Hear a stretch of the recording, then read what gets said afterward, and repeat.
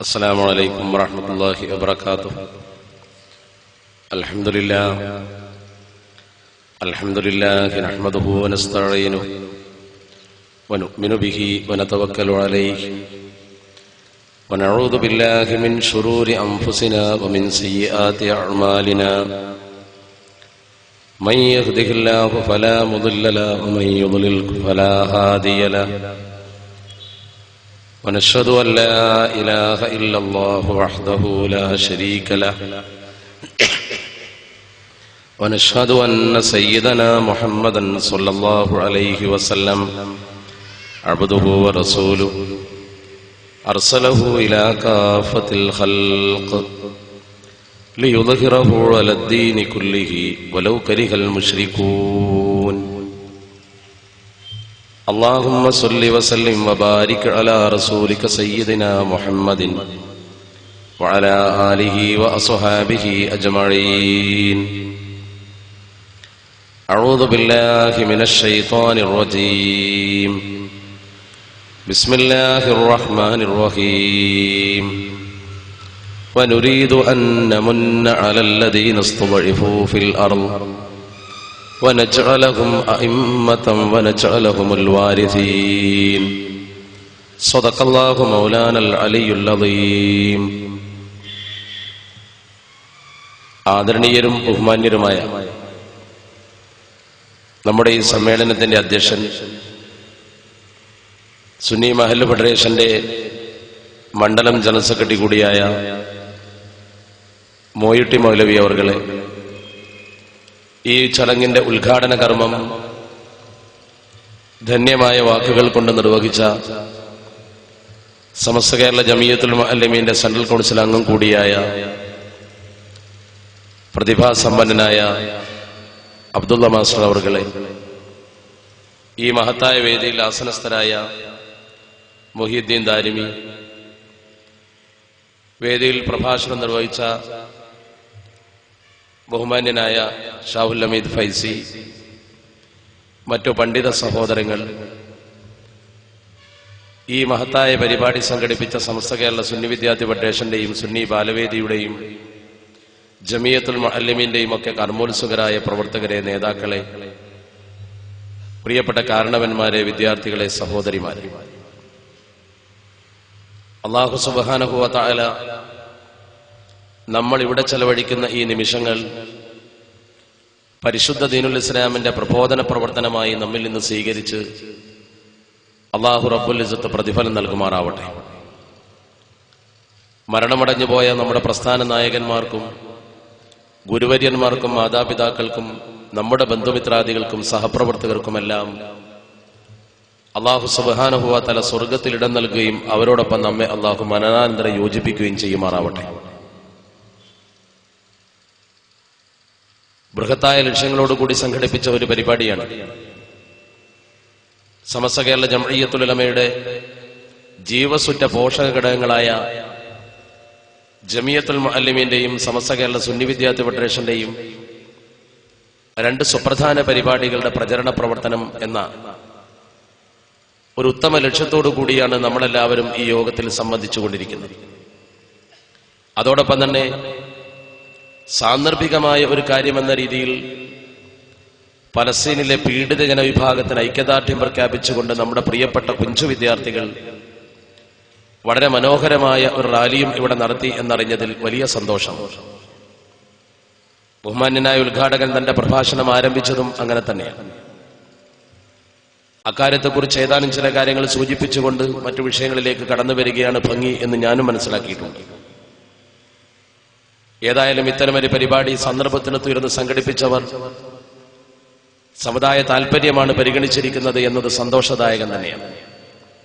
കേരളീയ മുസ്ലിം ഉമ്മത്തിന്റെ നവോത്ഥാനശിലയായ സമത്വ കേരള ജംഇയ്യത്തുൽ ഉലമയും ആ സമത്വ കെട്ടിപ്പടുത്ത അതിന്റെ പോഷക ഘടകങ്ങളുമൊക്കെ കൂടിച്ചേർന്നുകൊണ്ടുള്ള സംയുക്ത സംരംഭങ്ങളിലൂടെയും ബോധന പ്രവർത്തനങ്ങളിലൂടെയും കേരളീയ മുസ്ലിം ഉമ്മത്തിന്റെ മതവൈജ്ഞാനിക മണ്ഡലം മാതൃകാപരവും പ്രശോഭിതവുമായി നിലനിർത്താൻ നമുക്ക് സാധിച്ചിട്ടുണ്ട് എന്നത് അഭിമാനത്തോടെ എടുത്തു പറയാവുന്നതും അടുത്ത തലമുറ പകർത്തേണ്ടതുമാണ്.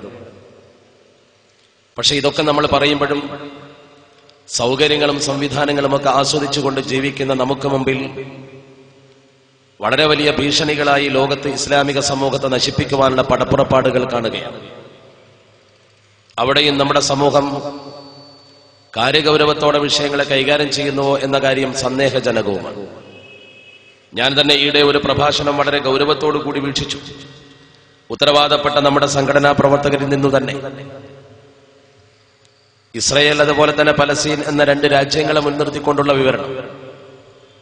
ഇന്ത്യയും പാകിസ്ഥാനും പോലെ അല്ലെങ്കിൽ ലോകത്തെ ഏതെങ്കിലും രണ്ട് രാജ്യങ്ങളെ പോലുള്ള രണ്ട് രാജ്യങ്ങൾ തമ്മിലുള്ള ഒരു ഏറ്റുമുട്ടലായി ഈ കടന്നാക്രമണത്തെ ചിത്രീകരിച്ചുകൊണ്ട് രണ്ടിന്റെയും അസ്തിത്വം അംഗീകരിച്ചുകൊണ്ടുള്ള ആ രീതിയിലുള്ള ചില പ്രഖ്യാപനങ്ങളും പ്രസംഗങ്ങളും നമ്മുടെ ആളുകൾ പോലും പലപ്പോഴും ചരിത്രത്തെക്കുറിച്ച് അങ്ങനെയേ മനസ്സിലാക്കിയിട്ടുള്ളൂ എന്ന് തോന്നിപ്പിക്കുവാനുള്ള പരാമർശങ്ങളൊക്കെ.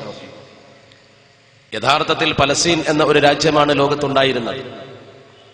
ഇസ്രയേൽ എന്നൊരു ഭൂപ്രദേശം അല്ലാഹുവിന്റെ ഭൂമുഖത്തില്ലായിരുന്നു. അങ്ങനെ ഒരു ഭൂപ്രദേശം മുസ്ലിം സമൂഹത്തിന്റെ മാറിടത്തിൽ കൊണ്ടുവന്ന് പ്രത്യേക താല്പര്യത്തോടുകൂടി നിക്ഷിപ്ത സങ്കുചിത വീക്ഷണം നടപ്പാക്കിയത് ഒരു രാഷ്ട്രമായി പ്രഖ്യാപിക്കപ്പെട്ട ശേഷം വിരുന്നുകാരൻ വീട്ടുകാരനെ ആട്ടിപ്പുറത്താക്കുന്ന കാഴ്ചയാണ് യഥാർത്ഥത്തിൽ ഇപ്പോൾ നമ്മൾ കണ്ടുകൊണ്ടിരിക്കുന്നത്. അതിഥിയായി വന്നവൻ എന്ന് പറഞ്ഞുകൂടാ, അന്യായമായി വന്ന വിരുന്നുകാരൻ. അതിന് വിരുന്നുകാരൻ എന്ന പദം പോലും പ്രയോഗിക്കുന്നത് മലയാള ഭാഷയോടുള്ള തെറ്റായിരിക്കുമെന്ന് എനിക്കറിയാം. ഇസ്രയേൽ വിരുന്നുകാരനല്ല, അതിന്റെ പിറവി തന്നെ കടന്നാക്രമണത്തിലൂടെയാണ്.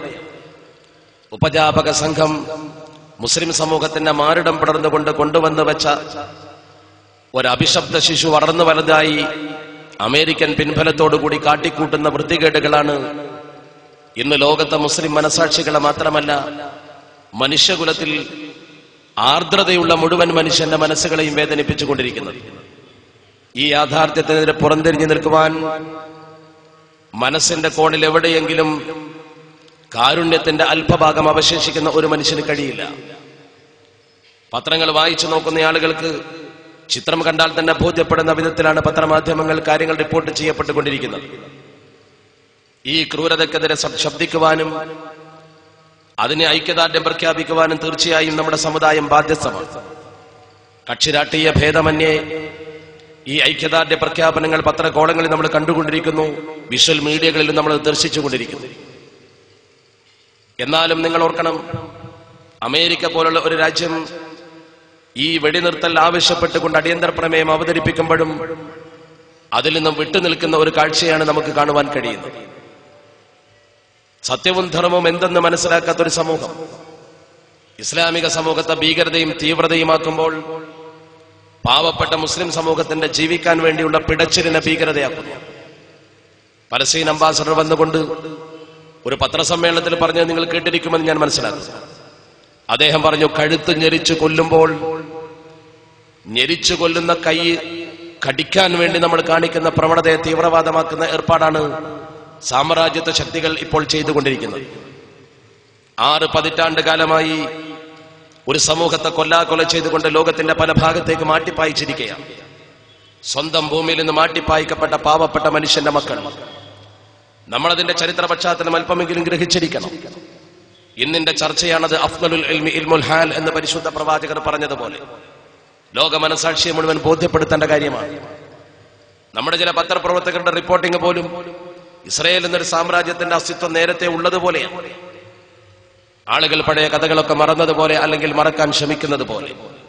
യഥാർത്ഥത്തിൽ നിങ്ങൾ ഓർത്തു നോക്കൂ, ഇപ്പോൾ തന്നെ ഡിസംബർ 27 ആക്രമണം ആരംഭിച്ച് 820-ൽ പരം മനുഷ്യന്റെ മക്കൾ മരിച്ചു എന്നാണ് ഇന്നത്തെ പത്രത്തിൽ കാണുന്നത്. 40,000-ഓളം ആളുകൾക്ക് പരിക്കേറ്റ് ആശുപത്രികളിലും അംഗഭംഗം വന്ന വീടുകളിലും ജീവച്ഛവങ്ങളായി മൂലകളിലും കിടക്കുന്ന കാഴ്ചയാണ് പത്രങ്ങൾ റിപ്പോർട്ട് ചെയ്യുന്നത്.